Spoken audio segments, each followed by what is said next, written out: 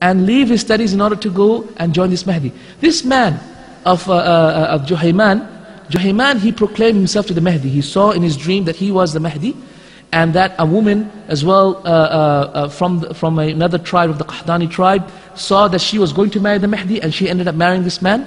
And so their dreams coincided.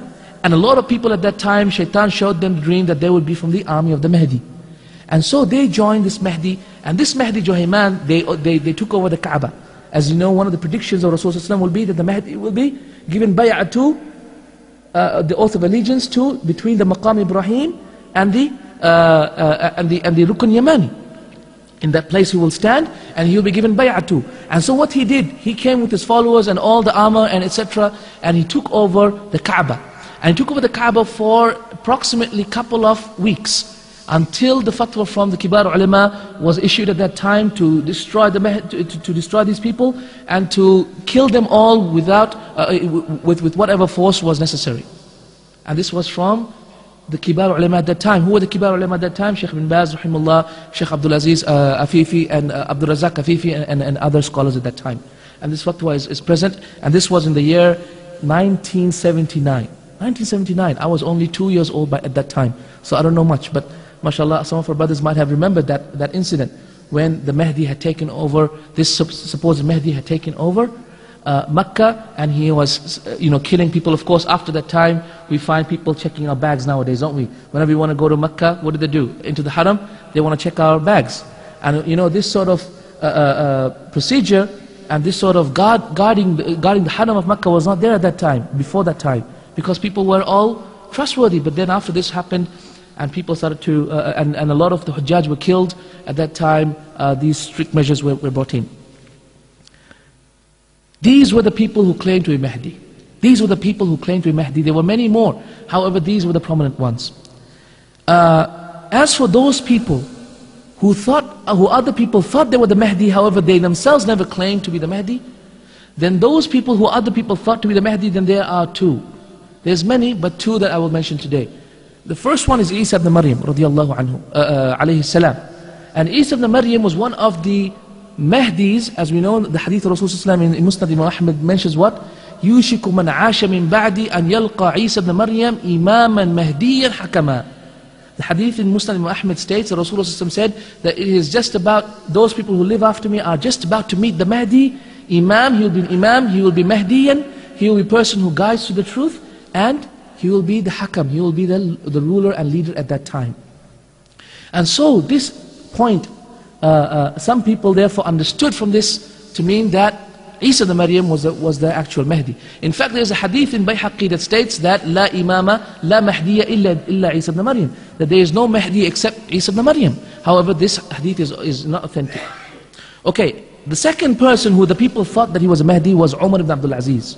So Umar ibn Abdul Aziz, people thought that he was a Mahdi. Of course, Umar ibn Abdul Aziz himself never declared himself to be the Mahdi. And as we know, the predictions of Rasulullah did not come true about him, meaning that Rasulullah never described that whatever happened in the time of Umar ibn Abdul Aziz to be the signs of the Mahdi. So therefore Umar ibn Abdul Aziz was not the Mahdi that Rasulullah was talking about. Has the Mahdi been born yet? There are two claims amongst the sects of Islam. The first claim is for the Shia.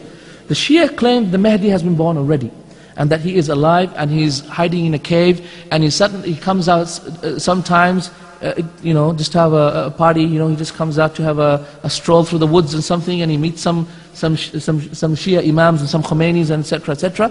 And then when he's had enough and he can't take it anymore, he goes back and has his hibernation.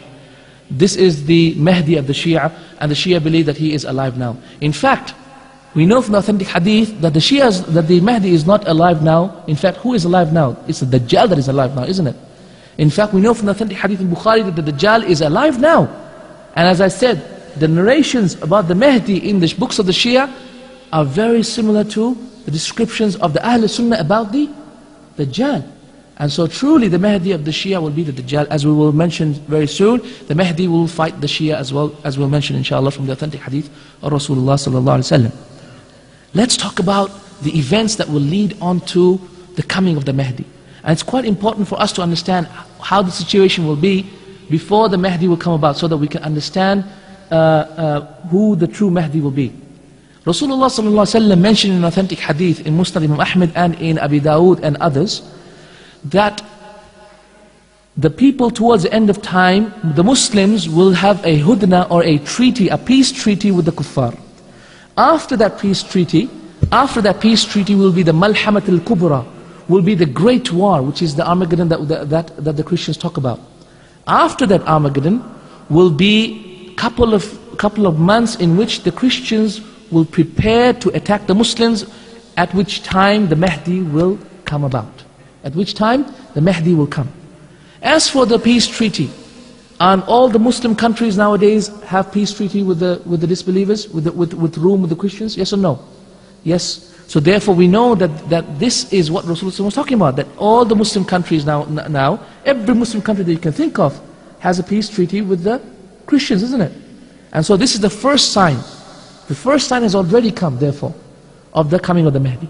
The second sign is this Malhamat al-Kubra, this Armageddon that will take place. Armageddon in Arabic is Al-Magiddan.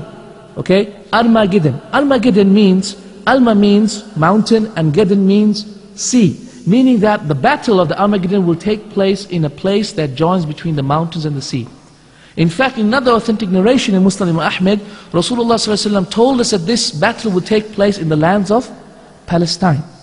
Meaning that this Armageddon will actually take place in the lands of Palestine. And in fact, this issue of the Armageddon taking place in the lands of Palestine is also attested by the leaders of the Christians nowadays. In fact, Jimmy Swaggart and others, as you know, Jimmy Swaggart is one of those who Didat, rahimahullah, as you know, Sheikh Didat, Ahmed Didat, he debated him in one of his tapes, as you know, and he writes in one of his books that I used to think that the Armageddon will be in another time. However, I am convinced that the Armageddon will be in our time and it will be in the lands of Palestine.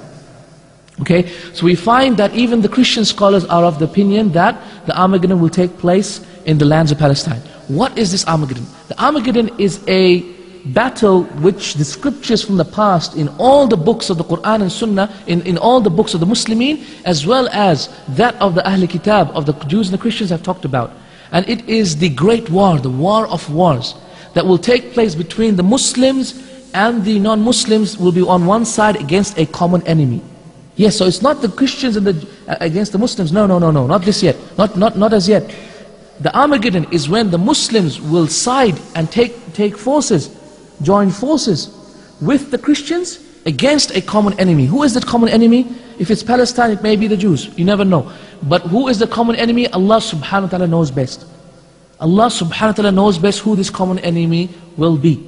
However, it will be a common enemy that is common to the Muslims as well as the Christians. And this is the great battle of the Armageddon that will take place.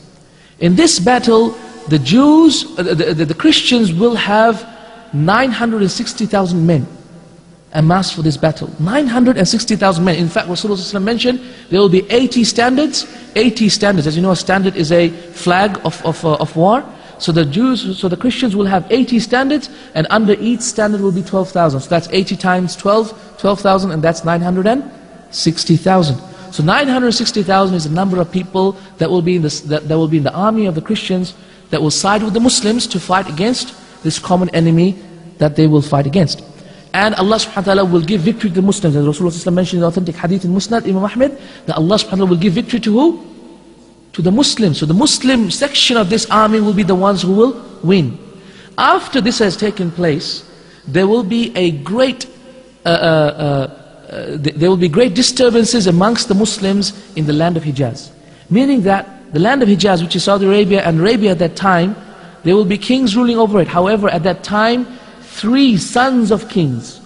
3 sons of kings. In authentic hadith, this is in Abi Nu'aym reported this in authentic hadith, and Abdul Razak in Musannaf reported that there will be 3 sons of kings fighting over the throne at that time. So 3 sons of kings will fight at that time, at which time the Christians will prepare their forces in order to attack the Muslims, and this is the time in which the Mahdi will come and join and come to Makkah, and which the people will come and give bay'ah to. So this is the situation before the coming of the Mahdi. This is the situation before the coming of the Mahdi.